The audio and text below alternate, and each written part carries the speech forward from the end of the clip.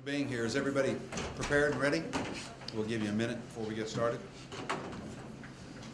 For those of you that don't know me, I'm Escambia County Sheriff David Morgan, and standing next to me is Mr. Bill Edens. He's the state attorney for the First Judicial Circuit of Florida.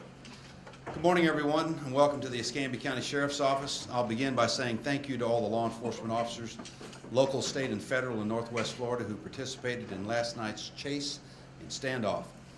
In the Panhandle of Florida, we take crime seriously and work together to make sure those who pose threats to our citizens are brought to justice. For a week now in the national news, we've seen surveillance videos of the duo and heard of Blake Fitzgerald and Brittany Harper, who have caused multiple crime sprees across multiple states. Images of robbing businesses at gunpoint and taking hostages. Last night at approximately 7:56 p.m., dispatch received a phone call that Famous Footwear, located at the University Town Plaza, was robbed at gunpoint. I apologize for reading this entire statement, but you'll notice as we go on further that this is a pretty convoluted and detailed story, and so we wanted to get as accurate a timeline for you as we could. Witnesses told deputies that a white male and white female walked into the store and began shopping. The white male then walked up to the sales counter, pointed a gun at the clerk, and demanded money. The female continued to shop for shoes and socks. At 9:44, an Escambia County deputy spotted the same vehicle matching the description given by witnesses at the toll plaza on Pensacola Beach. Deputies pursued the suspect vehicle as it fled towards Gulf Breeze, Florida.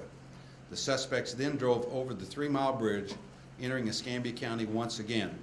The suspects then went east on Gregory Street and then traveled northbound on the 110. At 9:52, the vehicle exited at Brent Lane and then traveled east on Bayou Boulevard. A few minutes later, law enforcement lost sight of the suspect vehicle when they turned eastbound on 12th Avenue in the city of Pensacola.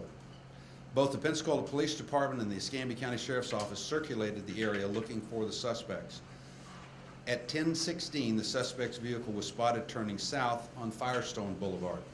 The vehicle was located in a driveway at a home located in the 700 block of Connell Drive. The suspects had exited the vehicle and fled the scene on foot. Units from the Escambia County Sheriff's Office, Pensacola Police Department, the Florida Fish and Wildlife Conservation Commission, and the Gulf Breeze Police Department searched the area. During this time, many residences were searched and citizens gave descriptions of the suspects and the direction they were seen going. At 12:25, Escambia County deputies were advised by residents at a home on Whitney Drive that they had been held hostage inside their home by the two suspects. They advised the deputies that the duo took their red truck. 10 minutes later, the stolen truck was located on the 110 eastbound, traveling across the interstate bridge heading towards Santa Rosa County. The Florida Highway Patrol and the Santa Rosa County Sheriff's Office were advised of this information.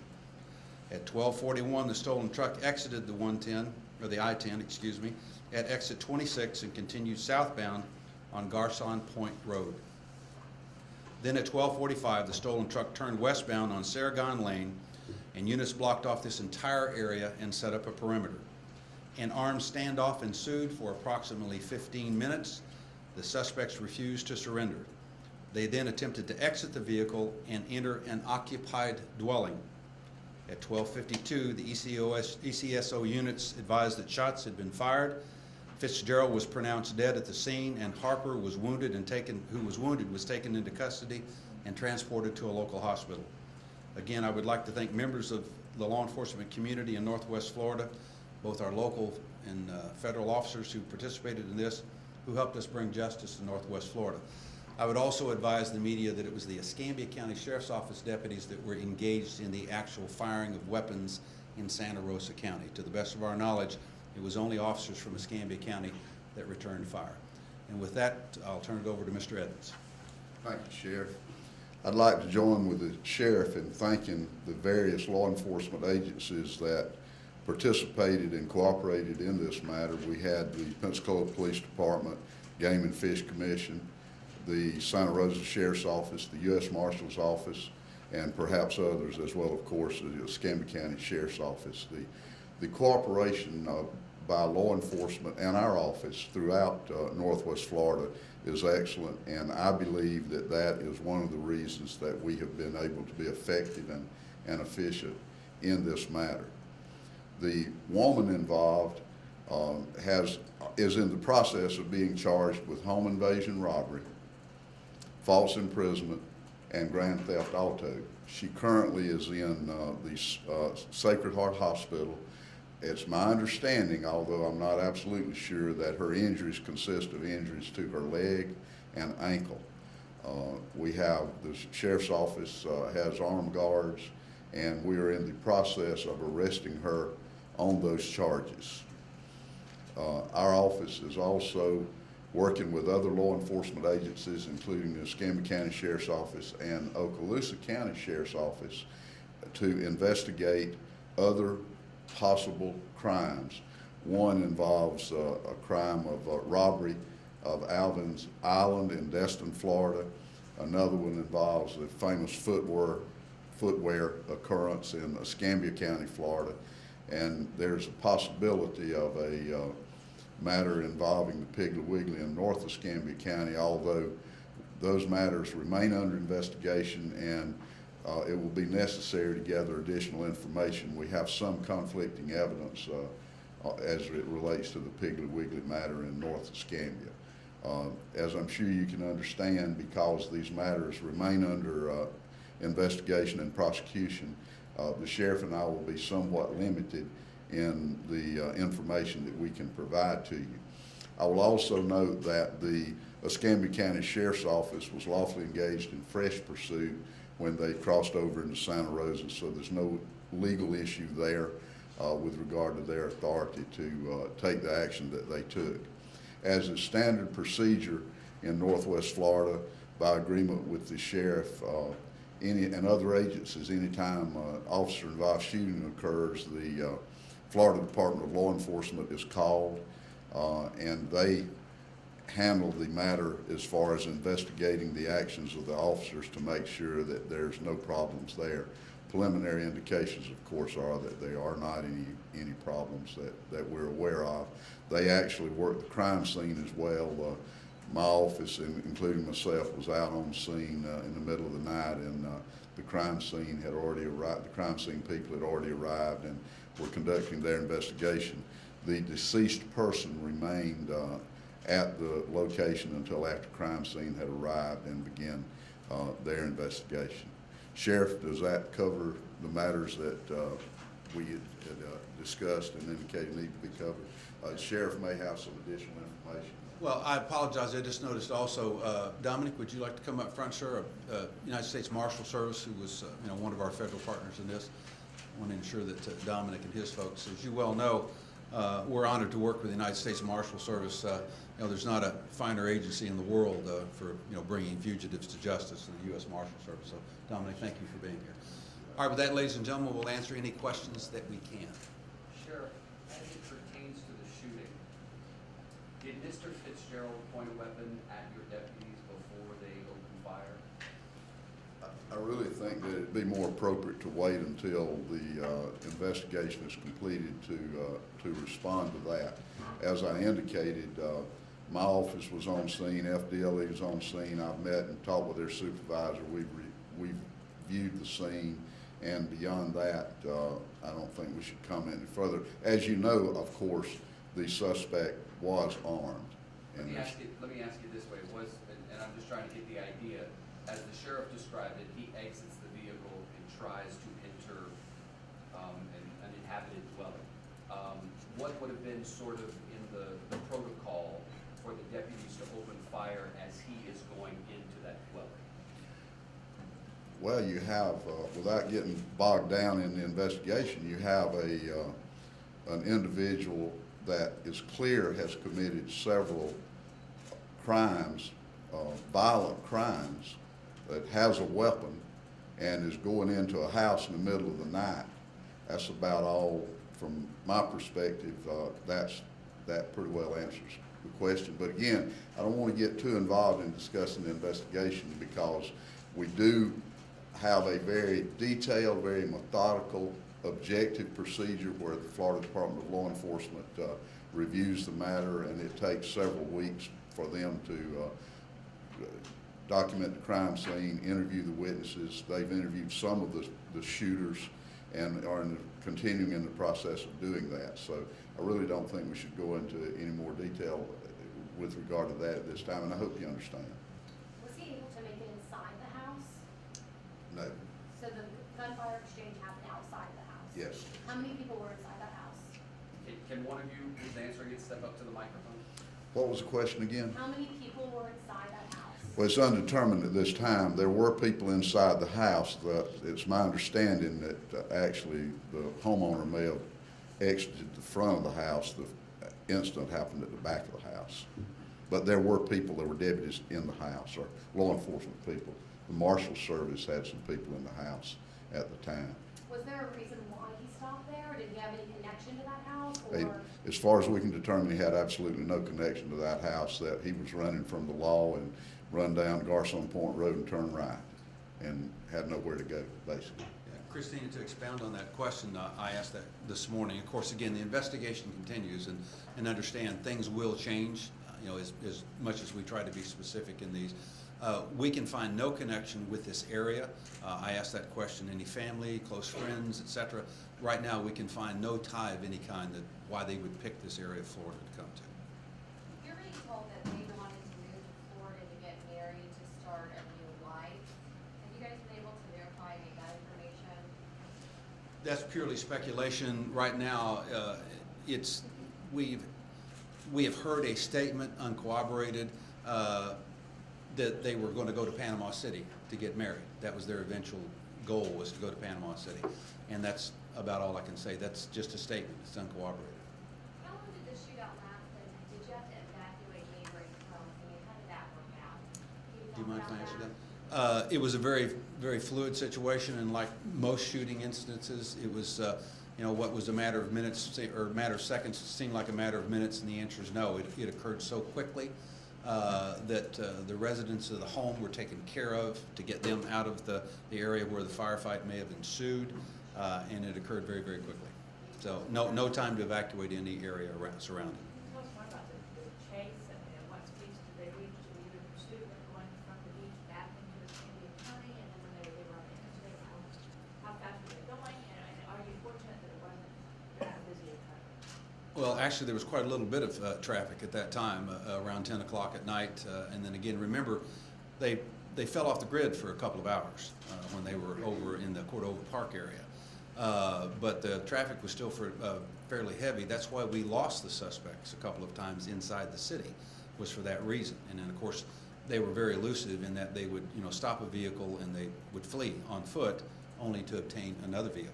But the speeds themselves, I couldn't estimate at this time. That will be part of the investigation. We'll pull that information up. So, I mean, you know, I could tell you one speed and it turns out to be another. And remember, almost always in high-speed chases, there's no constant speed. Or your officers obviously careful not to engage into The- traffic issues? The public safety, you know, is always paramount because, you know, we may be in pursuit of someone, but if we, you know, end up killing an innocent bystander, I mean, that's kind of defeats the purpose. has Brittany Harper been interviewed yet? Is she awake and cooperating? It's my understanding she is conscious. We have had law enforcement contact with her. I do not feel that it would be appropriate to comment in any further detail on that issue at this time. Can you talk more about the home invasion on Whitney and the hostages? What exactly went on inside? Go ahead, Sheriff. I'm not comfortable to release that. Again, we crossed many jurisdictional lines here. That was within the city limits of Pensacola. We do have information as to, again, obviously to the residents that they were in, the owners of the home, et cetera. That's information we're not going to release at this time. It's part of the ongoing investigation. But yes, we have details as to, you know, what occurred, when it occurred, who was involved, et cetera. But we're not going to speak to that issue at this time. So you can't say how long they were held hostage? A couple of hours. Couple of Couple hours. hours. Yeah, approximately a couple of hours. Are any officers on administrative leave? 6 are, as Mr. Edmonds pointed out, it's our standard procedure at the Escambia County Sheriff's Office. It's not, now by the way, I want to be very specific here, that's not indicative of officers have done anything wrong. What we do when they're involved in a shooting is we turn the investigation of the shooting over to another agency. In this case, it's Florida Department of Law Enforcement, and pending their clearance, the officers are placed on administrative leave. Did all six officers discharge their weapons during the exchange or didn't say? No. won't speak to that issue at this time. Sheriff, the first time that they were on your radar last night was at 7:56 when you got that call of the robbery at Foot? For what transpired after this, yes, that was it. Now, of course, anytime we have, we don't want to give away too much intelligence information in law enforcement locally here, but anytime we have an uptick in any particular crime, or in this case, we get a bolo of suspects who may be armed that are traversing our area, in close coordination with the Marshal Service, sometimes the FBI, it depends upon the agency, the lead agency, we notify our special units, whether it's property crimes, homicide, whomever, and all units are on the lookout for these individuals. And so, our radar was up, obviously looking for these people. They'd been on the local news, and again, the Piggly Wiggly incident, which is yet to be, confirmed, was one of the things that piqued everybody's interest. And so, but for the purposes of this press conference and what led to the shooting and the arrest, it was the shoe robbery. 7:56? Yes, ma'am. Since these suspects were armed and dangerous, multiple states, how do you feel your deputies responded to this? I think they responded entirely appropriately. Entirely. Since this is very multi-jurisdictional, I know your deputies were the ones who ultimately engaged in kind of ended this journey here for this couple, but who is the lead agency in this case? Right now, it's the state attorney. Well, the agencies demonstrated excellent cooperation. As I've indicated, you had the Pensacola Police Department that has actually prepared the warrant for the home invasion robbery and the false imprisonment and the grand theft auto. You had the sheriff's office that was chasing the people, but as the sheriff indicated, he notified the Santa Rosa Sheriff's Office and the Highway Patrol and perhaps other agencies. The Santa Rosa Sheriff's Office was aware of the location of the suspect when they were on I-10 going east and actually picked them up as they went east into Santa Rosa County. And they participated in the matter. It just so happened that the way the final incident developed, the Escambia officers were the ones that were involved in the actual gunfire, but other law enforcement were present. In fact, the U.S. Marshal Service was also present and had been out in assisting in the investigation earlier that night, and they were actually there on scene, as well as the Santa Rosa Sheriff's Office. So in terms of the lead agency, really, we've reached the point now where the sheriff and I work very well together. All the agencies do. And what I've done is I called John Mochan about 2:30 and told him I was going to join him on his night shift. And I've assigned the case to him. He went to the scene and met me there, and he will coordinate between all of the agencies, which include not only the ones I've mentioned, but also the Okaloosa County Sheriff's Office involving the Alvin's Island matter. Our office has actually already contacted them and made sure they were aware that Mr. Mochan was going to prosecute the case, and he will be handling it across all the agencies. And in addition to that, I think the general public should be aware that as part of the prosecution, we will gather information and use witnesses from Missouri, Georgia, and Alabama in the prosecution of her case in all probability. So it'll be a very complex, very labor-intensive prosecution. Does that? Yeah, and Dominic, forgive me, would you like to add anything from the Marshal Service? Good morning. Just to expand on what Mr. Edens said and the sheriff as well, I think, and to help with your answer, not that Mr. Edens didn't answer, but in a different light coming from my view, I think that there is no lead agency in the sense that we all are working together, but in certain moments during the investigation, one agency may move forward because either we're in their jurisdiction and or maybe their forte, so to say. You know, we're in the city, so we had city officers there, obviously, part of our task force, as well as they came in and assisted. So at that point, they might have been able to help us out better because they know the city area better than the county officers as well as us. And then when we move into Santa Rosa County, we have Santa Rosa deputies on our task force that we're able to notify them quicker than I could, or maybe even Escambia County, because he's going direct with his agency. Now I think it was part of the reason why they were on top of it so quick. That's where I think that the working together is even better in that sense, because no one is taking that like we are the lead, we are the first one to do it. We share back and forth. We will adjust as the needs come in this situation.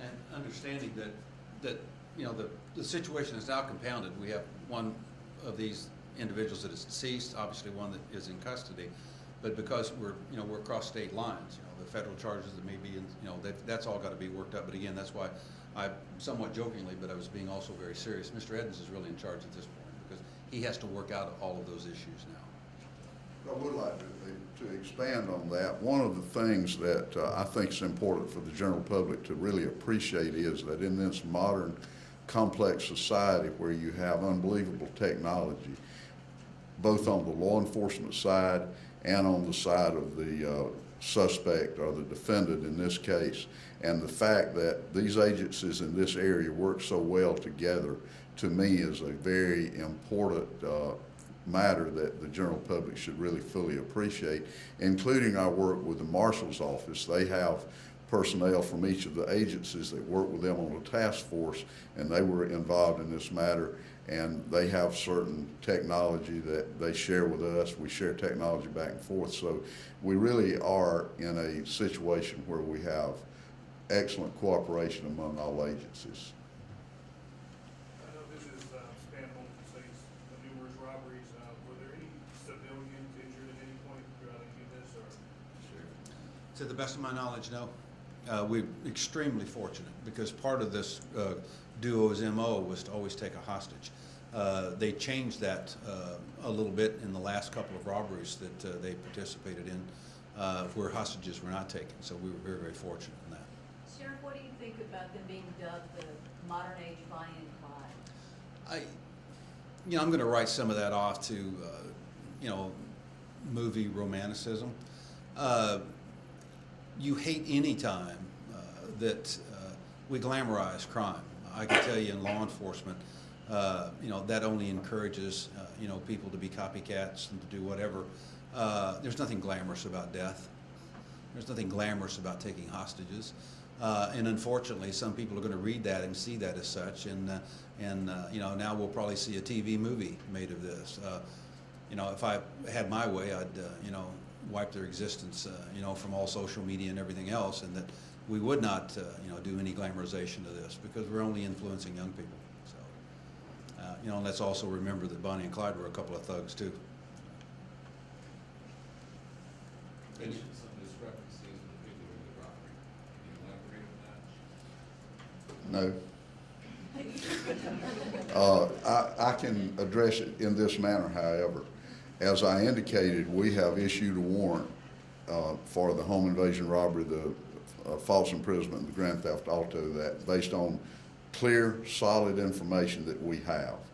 The bond in her case will be such that she will remain in jail. As a result, we're going to be very particular and very methodical in investigating the other instances, the Alvin's Island, the famous footwear, and particularly the Piggly Wiggly in the North End, because we have got conflicting information about the Piggly Wiggly matter, and we've got to be very careful to make sure that we only charge crimes that we know we can prove. But there is a good chance she could be extradited to multiple places before she faces charges here. No. She's going to stay here till we're through with her, and unless the federal people get involved, which they may or may not. I can't speculate on that, but based on the nature of the crimes here and the seriousness of them, I would be surprised if the federal authorities become involved. If they do not, my plan is to keep her here until we have tried her. Was Ms. Harper armed or unarmed? I do not feel that it would be appropriate for us to go into that. As I've explained to you, there's a number of occurrences that must be fully and carefully investigated. And really, I have an obligation not to discuss in any great detail matters relating to her, because she has a right to to a fair trial, and under my ethics, I'm obligated to protect that right. I'm just curious because we know he was armed, as it's been said, but in her being shot entering the home, the question begets, what was the reasoning for shooting her? Was it because they were a pair together and she may have been? I'm just trying to. Well, I know you are, and I wish we could address that, but I do not feel that we can go into a lot of detail as it relates to her and her charges and the evidence against her because of the fact that we're going to prosecute her.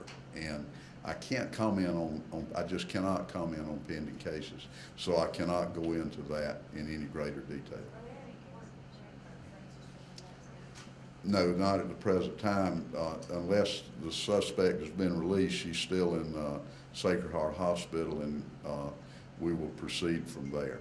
We'll notify you if once the actual taking into custody occurs, and as you know, we'll have a first appearance a day or so after that. Just trying to see if you can comment on this, I heard you're saying that obviously deputies tried to stop this couple multiple times, that was kind of their warning sign. So when this shootout occurred, did they attempt to make a verbal, stop before it happened? Can you say that? I'll let you address that. The answer to that question is yes. There was communications. There was, as always, there's an attempt, to get people to surrender. We're not trained to roll up on scene and, begin shooting, obviously. And so compliance of the individual that you're having contact with is critical at that point. And so the answer to your question is yes. There was an attempt to take them into custody without any shots being fired. And piggybacking on her question, she used the word shootout, which would indicate shots were fired from both sides. Is shootout the right word to be used? I will not speak to that issue at this time.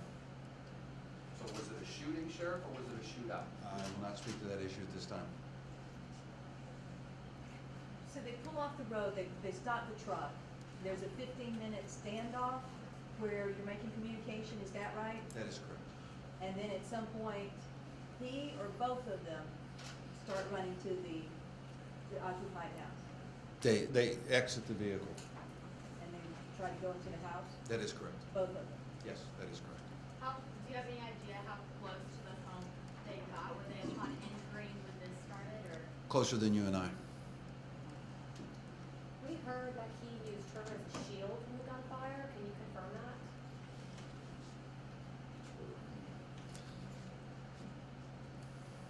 Yes. Yes.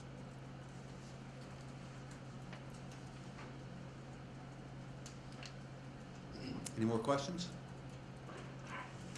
Okay, ladies and gentlemen, thank you so much.